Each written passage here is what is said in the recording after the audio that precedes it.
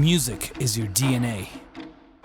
It's your purpose, your motivator, your catalyst. My name is Alex J, and I'll be your tour guide onto the journey towards your new professional music career. Join me as we uncover the music industry's secrets. From creative concepts to business and marketing, here are the keys to the next level. Welcome to the Music Chop Shop. What's up, everybody? I'm back. Alex J is back with another episode of the Music Chop Shop podcast, where we break down the music industry one slice at a time. So excited to be back with you guys. I am here every Friday, bring you a whole bunch of new info every week.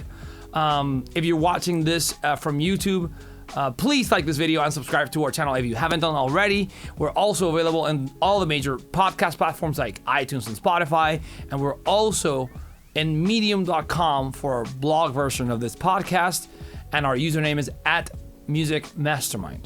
Today, I'm going to talk to you about a very sought after topic, something I've gotten a lot of requests from people to talk about it, and it is: how do I charge for my music making services?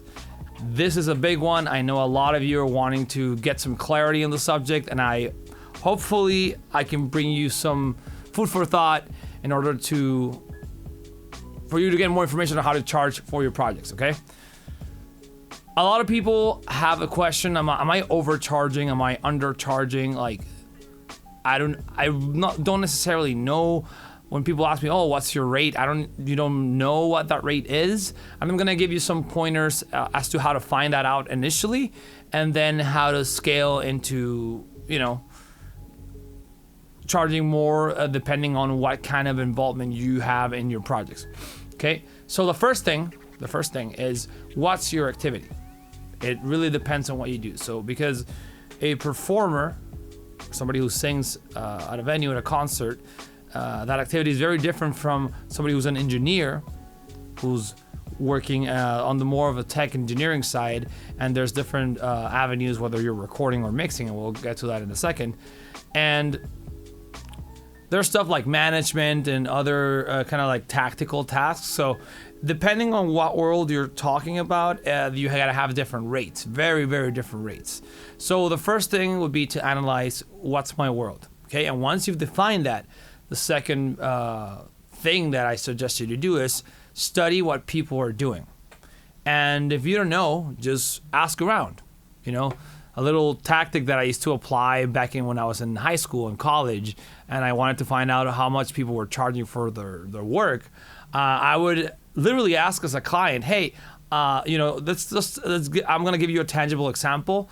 When I was researching for recording studios or just getting mixes done by people. I would literally come as a client and ask, hey, how I'm interested in doing this music project with you. I have the music already done. Like, how much would it be to work with you, or what's your rates?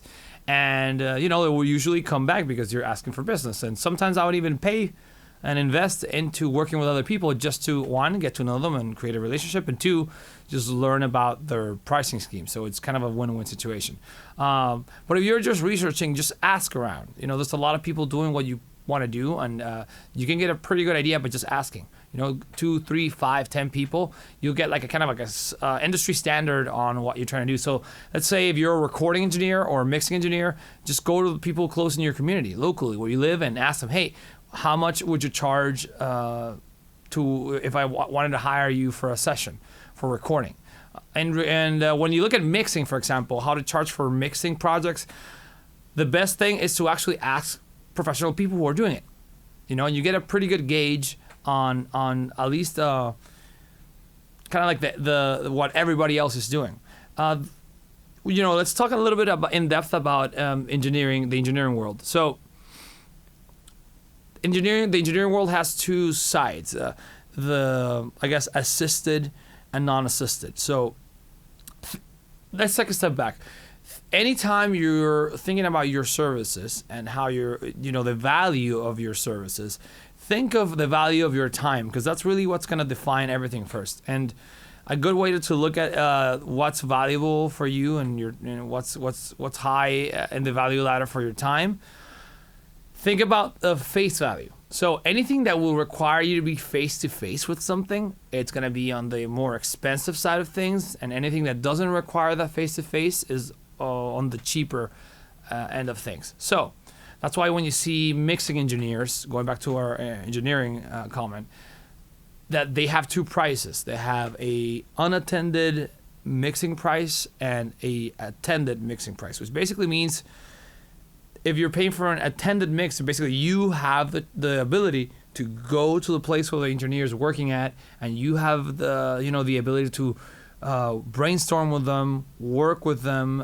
Can I do this back and forth? Where you can get stuff done quicker and way more efficiently that way.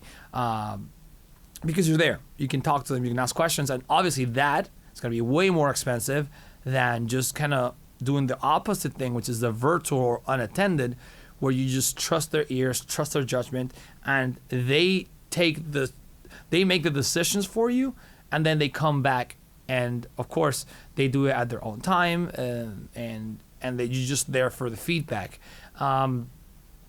Obviously, they can have more flexibility to do it on their own time. So for that same reason, they're giving you a price break, and it would make sense. So it's really a choice on how comfortable, one, are you working with that person on the other end that's doing your mixes. Number two, are you one of those people who are control freaks and want to be there and like look at every little detail? If that's the case, then you might want to pay the extra premium. So yeah, it's more of a decision. So if you're an engineer, if you're on the other side of that and you're saying, oh, so how much would I charge for my mixing, right? Think about that. Think about having two prices. Price at, okay, you trust me enough, I'll be your ears and your guide, and here's what I think you should do. Or, hey, I'm your guide, but come with me, sit down with me, and let's figure out what works for you. We won't spend, we'll have a limited amount of time to spend on this, right? And we can do it. What is that price for you at this point? Again, it depends whether you're starting out, whether you're mixed a whole bunch of records already, or you're professionally working in a professional studio like this one. It really depends. The first thing I would do is ask, because again, if you ask for a price that nobody's willing to pay because everybody else is doing it for cheaper, then sadly nobody's going to call you back. And that's something very, very important, because and it might be one of those things where it's a deal breaker for you. Maybe you got into an activity like mixing, thinking, oh, like I love it and I'm gonna do it for other people and I'm gonna get all this money, and then you realize, like, man, like I gotta put in a lot of work and it's not really what I expected it to be, and that's fine. Or maybe you say, you know what, I want to charge cheap. Or a very, very low rate, because I want to get my foot in the door with people and I want to create relationships, so I don't mind the pay. But it really depends also on your personal situation. If you got a lot of bills to pay, or you got you got a family and things to deal with, and maybe you cannot take that low payment, then you gotta think of having multiple sources of income. So yeah. But when you're starting out, you basically have no choice. You kind of have to go on the lowest of the lowest and then scale up from there. Once you have had a good number of projects done where people know you, your name is synonymous with your music activity, then you can definitely charge more. But it's a process, and it takes time, it takes years, and not only in the craft, but also marketing yourself. If we look at another example, if you're a music producer, kind of the same principles apply. I remember when I started producing music, I charged $300 for a beat. At the time, I didn't know a lot of people that were doing music production in my circle. So, MySpace was big at the time, and there was no Facebook or YouTube or any of that stuff. They had like Messenger and like MySpace. So I would get on MySpace and I would literally ask people, hey, I'm a music producer. I look up to you. How much should I charge for stuff? Like I have these beats that people want to buy from me, and I don't know how much to charge them. They'll say, oh, you know what? Where are you doing it from your house, or you're working from a studio? I'm like, no, I'm in my house. Literally made it in my laptop, but they want to record. They want to pay me for it because they want to, to use it. So I would get different answers. I would get like $100, $300, $500, different things in between. And I said, well, at the time it was just easy for me. I made them in my house. I didn't have any big commitments or things. So I said, you know what? Yeah, sure.